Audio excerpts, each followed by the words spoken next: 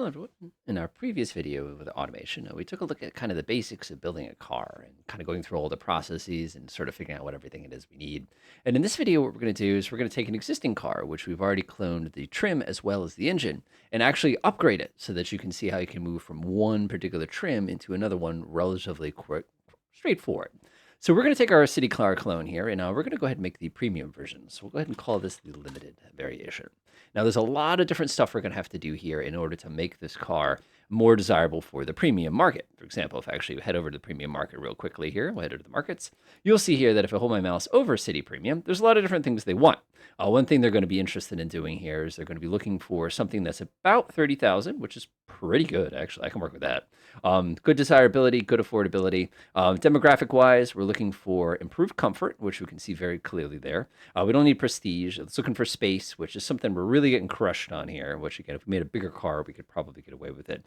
We're not necessarily looking for a ton of sportiness. Fuel economy is definitely something desirable. But the biggest thing, more than anything, it's got to be drivable. It's got to be comfortable. So with that in mind, let's go ahead and take a look at the different stuff we can figure out right away. So drivability. So where are we struggling a little bit? Interior is one aspect. We can improve that a little bit. But anything that's bad is something we want to fix. So one thing we'll notice here is our tires can probably improve. We've got a little bit of wheel spin here. We can fix that with stability control. We also don't have the best traction, which makes sense because we won't with these big hard tires. Drivetrain performance, we can see our throttle response isn't great. We're definitely going to have to improve our engine a little bit here. Differential, of course, we're struggling on that. So that could be two places we can improve right away. Chassis and body, don't worry about it. We can improve the quality if we wanted to. So suspension and wheels, pretty good. Again, our suspension is not the greatest. This would be a good place to go ahead and start looking at independent suspensions to try to improve upon it. Now, the other thing we need to improve is comfort. One thing we have here is we have our brakes. You can see here we have pretty decent handling in this regard. Our steering, we can't really do much better on. We can improve its quality marginally. Our pad types and brake calipers, we can improve these handlings. This will definitely be something we can do. Drivetrain and performance, we already discussed. The big thing is we're going to need a better engine, and we can definitely improve upon that. Chassis and body stiffness, rebuilding the entire frame is going to be very expensive to do, so we're going to have to kind of work with what we have there. Suspension, this is all fine. Interior, we're going to improve the quality substantially there. Safety-wise, we're pretty good. We're going to add some features that are going to improve it.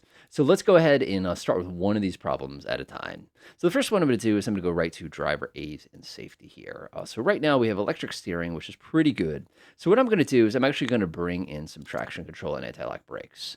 Now, anti-lock brakes, that's going to have a pretty substantial impact. You can see here that my drivability went up a little tiny bit. It brought down my sportiness, whatever. And you can see that my off-road capability got substantially better, again, because of the fact that we have that stability control. We have anti-lock brakes and traction control. Now, if I bring in stability control, notice my drivability spikes. I now have a drivability of 67.8, which is incredible. The other thing we've achieved here in increasing that drivability is you're going to be having it, again, these items are going to stay relatively the same. This is a very nice one. Now, when it comes to safety, by improving safety, watch what happens. Notice my drivability came down. Notice a couple other things started to go up a little bit as well as we did this. We improved our off-road substantially. Safety came up. Comfort actually increased as we've improved our safety. Those are two things that we basically went out to do immediately. So let's go to interior. Now we have a bunch of different choices here. I'm going to go into sat nav here. I'll do a premium, and I'm going to bring up the quality to premium, which is going to make a little bit of a difference here. Now what that's going to do to us is that's actually going to bite us on drivability a little bit because we've added weight. It's also, of course, going to reduce our sportiness. We'll fix that, don't worry. But our comfort's gone up, our safety's gone up, prestige as well as off-road. Now, if I hold my mouse here, you'll notice the fact that my desirability penalty for premium has actually substantially dropped. And notice the normalized desirability is a catastrophic 212%. That's amazing. The other thing you'll notice here is the affordability, and that's an important aspect of it, has dropped substantially.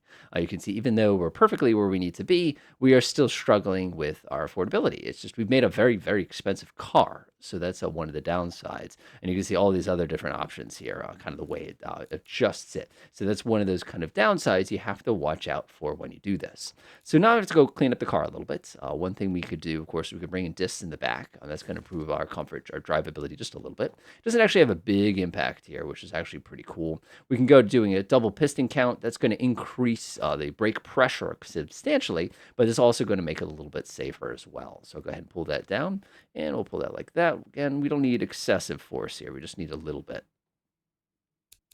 There we go. It looks pretty good to me. Excellent. So now we've got ourselves a couple different pieces. Again, we're making this even more desirable of a car. We come back over here to this piece here. You'll notice drivability is starting to look really, really good. We can improve the brakes and all that stuff in a minute, moment. Actually, if we say utility, where's practicality? Notice no penalties here anymore. In our posse, we can improve this a little tiny bit, but again, with time, our safety is fantastic. We have very, very good safety settings on here. So let's improve our drivetrain next. We're going to go over here and we're going to bring in a limited slip differential here. These are wonderful tools and really, really improve drivability like you would not believe. So we'll grab ourselves a geared LSD, and of course our top speed went down. Don't worry, we'll fix it. We'll fix it. Got to go fix the brakes. Actually, the brakes are pretty good. And now we'll come back over here, and you'll see now that we've thrown in that particular item, you've increased the drivability again. So now that we have such a nice differential on here, we have a nice square ability. Again, our throttle response we're going to fix. Notice our handling of brakes is almost fantastic now, and our suspension and wheels is looking really, really good. We can improve this a little bit later on, so we'll go ahead and concentrate on that next. So let's go ahead and take a look at our suspension real fast. Taking a look at our desirability. It's still 219%, so we're killing it right now as far as I'm concerned. These are where we can really, really, really, really overdo it as far as making these things. Switching to a hydro pneumatic, for example, watch what happens to our costs. Bam. So now our desirability is not great. You can see our drivability went up just a teeny tiny bit, but our cost really, really, really, really, really spiked here. You can see we're 6680 right now. If I grab this one, it takes us, it's pretty high. That's quite an expensive suspension here. Advantage, of course, to this expensive suspension here is the fact that we get this nice little piece here. So we'll go ahead and add semi-active there, which is a little bit of sway bars. I don't feel the need to change any of this just yet, but that's going to make a huge difference. And you can see my drivability is almost up to 70%. Safety is still looking pretty good. My comfort has come up so high so quickly. And you can see this demographic really loves it. Look at my normalized desirability now. This is an incredible vehicle we've just assembled here. So now we'll go check the brakes again. The reason you want to check the brakes again is because, like I said, as you start shifting the weight of your vehicle, you're going to have to go back and forth and actually tweak stuff here. And now we can go ahead and now give it just a little bit more effectiveness there. So now we have a decent car. This is actually not bad. One thing that I like to do too is we could come over here if we wanted to. We could actually throw in these magnesium rims. Downside to this, of course, actually we do an alloy rim. It's a little bit better. Downside to this is you're just increasing costs, and that doesn't necessarily do much. Like we're at 6729 right now. If I click that, we're going to jump up to 6750, and it does nothing. You can see 233. If I hold my mouse over it again, it's still 233. This does nothing for us, so it really doesn't matter that much. Drivetrain, this is awesome. I don't feel the need to change this in any way. An automatic is perfectly fine here. We could technically go to a manual if we wanted to be lazy, but we won't. Fixtures, we're not going to change. However, if you go to trim body, see this thing that says body quality here? What you can do is you can actually go ahead and add a better quality body here. So if I were to grab this real quickly here and increase this just a tiny bit, that's going to give us a body quality of 5. If I were to go back here, you'll notice the desirability has actually gone up a little bit because now we have a better body quality. We're at 236 desirability right now. So we're absolutely killing it as far as that goes. A little slightly nicer body. It's, shows up in a lot of different ways. So now let's go back to our engine. So this is a different engine. This is a 1.5 clone. This is the same one we had before. There are a lot of places we can improve the quality of the engine. Keep in mind the block, we can't touch any of this stuff. The only thing we can touch is this stuff because the block is the block. We can't make that any bigger or anything like that. So we only have access to all of these components here. So there's not a lot of room we have to really go nuts here. We can switch to a different type of lightness again, switching to a different balance shaft. Switch over to this. It's going to do absolutely nothing to us. It's slightly lower. Again, different piece here. But things we can change, we do. So for example, if I come over here, we have the ability to switch to a different fuel injection system. So let's go to a multi-point fuel injection system here. And let's also go ahead and notice there's a lot of underutilized. Let's also make it per cylinder.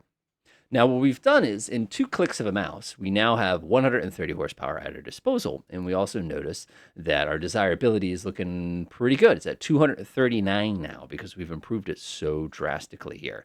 We also have to go retune everything because when you add that much performance, you have to do something has to come from somewhere. Nothing's for free. So we'll go ahead and now tweak this a little bit. This is basically a very, very well-tuned version of this same engine here. The valves, of course, are doing nothing anymore, but that's perfectly fine. Now, I notice we have some underutilized octane. Now, that's going to happen. So if I come over here, of course, and I switch this to a higher compression engine, we're going to see some benefits from that right away. So let's go ahead and crank this up a little bit. And you can see we're sitting at 132 horsepower, which is, that's pretty good. I'm not going to lie. That's actually really, really, really good. 10.1 over there looks pretty solid. Looks like we have a little bit of room up there that we can actually play with. Let's see how much room we actually have. 7,000, I think, is going to start damaging our components here. No, 7,100 is going to damage our components. Well then, so we're going to go up to 7,000. We're going to like it. All right, that looks pretty good to me. So this is pretty good. This is pretty good. 132 horsepower is, that's nice. That's awesome. That's absolutely excellent. We could come in here and tighten our springs just a tiny bit. I don't think it's going to make enough difference. There's our 132 right there, which is not bad. Honestly, we've done a nice job here. So we could, of course, switch to a performance one as opposed to a different one. We can actually grab that real quick. Oh, that's going to have some interesting impacts there. Of course, now we're the wrong size intake manifold. We'll go ahead and tweak that. Let's see here. We were pretty good where we are. It needs to be a little bit smaller. That's about 287. I'll come back a couple more clicks. 138 is looking beautiful. I like that.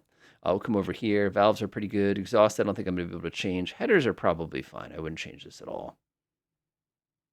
Not bad. Not bad at all. Switching to a high flow catalytic converter is going to do nothing to us. Actually, it's going to get us the 140 there, which is a substantial increase in power. Remember, we were at like 109 a minute ago, and now we have a lot more. So let's open up the headers a little bit. And we're looking awesome. 140 horsepower. That is a major change in this, and we didn't have to do that much work here. So let's go back, and of course, you're going to have to re-engineer your brakes again. Actually, brakes are pretty good. I don't need to change them. If anything, I need to go by one here, and that should be fine. So now what have we done? We've got ourselves a more expensive vehicle, not drastically more expensive vehicle, but you'll notice its desirability now is 240%. So we've absolutely killed it. The only thing we're losing right now is the fact that we don't have as much space as we could possibly use here. But now if you take a look at these other ones, yeah, we're just not, nobody can afford this, and they can competing trims. So if we go up to my testing, I should go over to, this is where I want to go right here. This looks pretty good. Let's see here, description, design stats. Here we go. You'll notice fantastic drivability now. We have everything we need to have. We have good power. We've got good braking here. We can improve our wheels a little bit if we wanted to, but again, it's not going to make that much of a difference, especially with our controls. Sportiness, this isn't a sports car, go away. Comfort, look at this. The only thing that's not comfort here is my pad type. I can improve the comfort a little bit if I wanted to. It's not going to make that much of a difference, but it is something I could do. Interior quality, I'm going to get zinged on seating. That's because you know how my seats are. If you took a look at these a minute ago, you'll remember I've got 3 in the back no matter what. I've got 2 up front. Not much I can do about that. Coming back over here, Prestige, we have a little bit. And safety, fantastically safe. Again, interior quality is only as nice as we can possibly get it. We're getting crushed on seating. Practicality, we're getting murdered for space, but everything's pretty good on this side. Utility, obviously, we could probably have an all-wheel drive car if we want something a little bit more utility. Off-road capability, why are you taking this thing off-road? Fuel economy, it's crashed. We were at 29, but adding that extra little power and that extra weight, it's killed us. And then, of course, we have our 2990 total weight here. So one of the things I like to do is, this is a great vehicle. Like, this is excellent. It'd be nice if we could go all the way back here and, like, change my iron and steel and switch stuff. But that's a totally different car at that point. But the important thing is that you can see how we started with a basic version and we were able to make a basically premium version of the exact same vehicle. Now, I know what you're thinking. How is it going to do on the test track? Well, maybe you weren't thinking that, but that's what we're here to find out. So let's see what happens this time. What do we got to beat? Minute 43?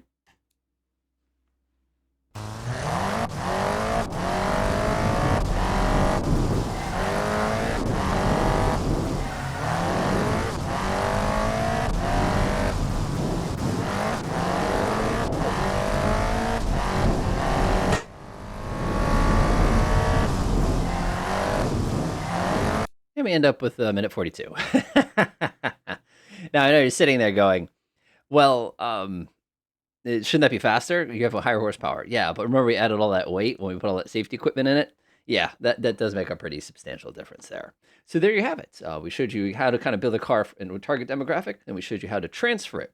In the next video, we're actually going to take both of these vehicles over in BeamNG, and we're going to compare them against each other so you actually have the ability to see, does it make that much of a difference? We'll find out. Enjoy.